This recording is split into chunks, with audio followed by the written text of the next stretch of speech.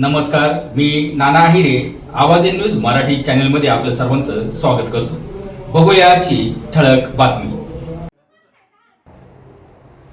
संजय गांधी निराधार योजनेच्या लाभार्थ्यांची हयातीसाठी पायपीट.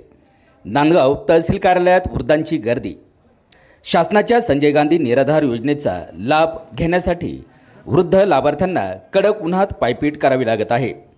दरवर्षी सादर कराव्या लागणाऱ्या हयातीच्या पुराव्यासाठी नाशिकच्या नांदगाव तहसीलच्या सेतू कार्यालयात ग्रामीण भागातील वयोवृद्धांनी मोठी गर्दी केली असल्याचे दिसून येते.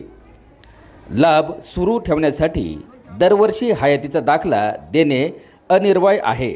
मात्र शासकीय मदतीच्या प्रतीक्षेत असलेल्या या निराधारांना दाखला मिळवण्यासाठी कसरत करावी लागत असल्याने प्रशासनाने या प्रक्रियेत सुलभता आणावी अशी मागणी होत आहे.